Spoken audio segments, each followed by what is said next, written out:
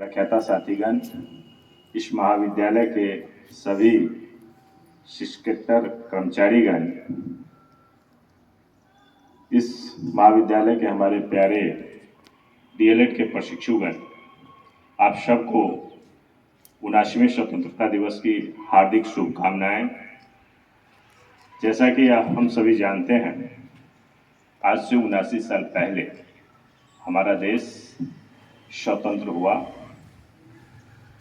200 वर्षों की लंबी गुलामी के बाद भारत को स्वतंत्र कराया गया ब्रिटिश हुकूमत से। उस संघर्ष के दौरान लाखों कुर्बानियां भारत के वीर सपूतों ने दी। तब जाकर के 15 अगस्त 1947 को हमारा भारत आज़ाद हुआ और तब से लेकर के हम अपनी शासन व्यवस्था में, हम अपनी स्वतंत्र शासन व्यवस्था में अपनी महत्वपूर्ण भागीदारी के साथ इस देश की प्रगति में भूमिका निभा रहे हैं। आप सबको पता होगा कि वर्तमान जो हालात है वो भारत के लिए और सजग और सुदृढ़ होने की है। अंतर्राष्ट्रीय स्तर पे भारत कई प्रकार की चुनौतियों का सामना कर रहा है। भारत के भीतर भी कई प्रकार की चुनौतियां हैं। भाषाई कभी कभी संघर्ष सामने निकल करके आती है, कभी जातीय संघर्ष निकल करके आती है, कभी क्षेत्रीय संघर्ष निकल करके आती है। चूंकि हम बहुत ही गौरवान्वित होकर के कहते हैं कि हम भारत को अखंड और अक्षुण्ण बनाए रखेंगे, लेकिन अगर इसके इतिहास को देखेंगे तो भारत कई बार खंडित हो चुका है।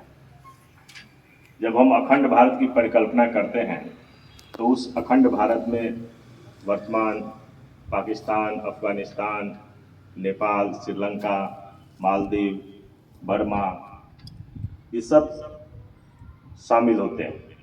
लेकिन आज आप देखेंगे तो हम बहुत ही स्वीकृत हुई अवस्था में हैं। तो हमारी जो परंपरा रही है कि हम किसी के भूमि का अधिग्रहण तो नहीं करते, परंतु हम अपनी अब जितनी शेष भूमि बची हुई है उसको हम अक्षुण्ण बनाए रखें, अखंड बनाए रखें। इसके लिए कृत संकल्पित होकर के हमें अपने अपने क्षेत्रों में कार्य करने की आवश्यकता है। देश की सेवा कई रूपों में होती है। हम अकादमिक लोग हैं, शिक्षक हैं, तो हमारी महत्वपूर्ण भूमिका है। क्लासरूम से ही सभी सेवाएं जनरेट होती हैं। तो क्लासरूम में हम बेहतर करें, अच्छा करें, अच्छे नागरिक तैयार करें, जिससे कि वो देश के साथ किसी प्रकार की कोई गद्दारी ना करें। अभी आप पहलगाम घटना के दौरान देखे होंगे, उसके बाद कुछ ऐसी चीज़ें निकल के आई कि आर्मी में बहाल लोग भी पाकिस्तान के लिए भारत के विरुद्ध जासूसी का काम कर रहे थे। 2-4 राज्यों से ऐसे सीआरपीएफ के जवान या अन्य क्षेत्र में भी लोग थे, सिविलियन थे। तो कहीं ना कहीं उनमें राष्ट्रभक्ति का अभाव है, इसलिए वे पैसे के लालच में अपने देश के विरुद्ध भी कार्य करते हैं। बेसिक जो चीजें हैं, रोटी कपड़ा मकान, उसके लिए मुझे नहीं लगता है कि 2025 का भारत इसकी पूर्ति के लिए किसी के लिए जासूसी करे दूसरे देश के लिए। ये 1857 का भारत नहीं है, ये 1920 का भारत नहीं है, 1945 का भारत नहीं है, जब यहाँ पे भोजन के लिए भी अकाल पड़ते थे और बड़े स्तर पे लोग भोजन के अभाव में भूखे मरते थे।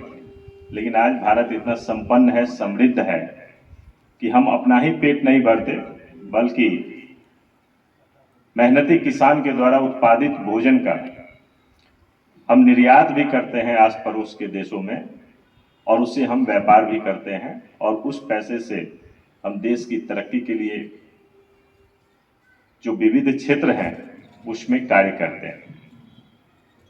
मैं इसी शुभकामना के साथ कि हम सभी लोग, चाहे हमारा जाति, धर्म, वंश, मूल वंश कुछ भी हो, लेकिन एक जो सबसे बड़ा आवरण है कि हम सभी भारतीय हैं, इस संकल्पना के साथ इस सोच के साथ, इस समझ के साथ कि हमें अपने भारत के लिए जीना है, भारत की प्रगति के लिए कार्य करना है। क्योंकि जब हम समग्रता में भारत की प्रगति की बात करेंगे तो उसमें हमारा अपना परिवार, अपना व्यक्तिगत प्रगति स्वतः शामिल हो जाता है। अगर हम इस बड़े लक्ष्य के पूर्ति के लिए अगर निरंतर रूप से कार्य करते रहें तो निश्चित रूप से एक दिन भारत सशक्त होगा, मजबूत होगा और आस पड़ोस के जो देश हैं वह भी भारत का बड़ी अदब के साथ सम्मान करेगा। हमारी कुछ कमजोरियां हैं, जिस कमजोरियों को आधार बना करके आसपास के कुछ देश विश्व के दूसरे देशों से भी हमें धमकाने का काम करते हैं। तो हमें इस बात को याद रखना होगा कि भारत कोई अमूर्त चीज नहीं है। जब हम भारत की बात करते हैं तो हम भारतीय की बात करते हैं, तो धमकाया जा रहा है भारतीयों को, किसी जाति को नहीं, किसी मजहब को नहीं धमकाया जा रहा है, वो संपूर्ण भारत को धमका रहा है। तो भारत के में रहने वाले सभी लोगों को धमका रहा है। तो इसलिए हमें सशक्त होना है, मजबूत होना है, आपसी एकता बनाए रखनी है, सद्भाव बनाए रखना है और निरंतर रूप से शैक्षिक, आर्थिक, सामाजिक, सांस्कृतिक उन्नति की ओर प्रयासरत रहना है। इसी के साथ मैं अपनी बात को समाप्त करता हूँ। जय हिंद, जय भारत।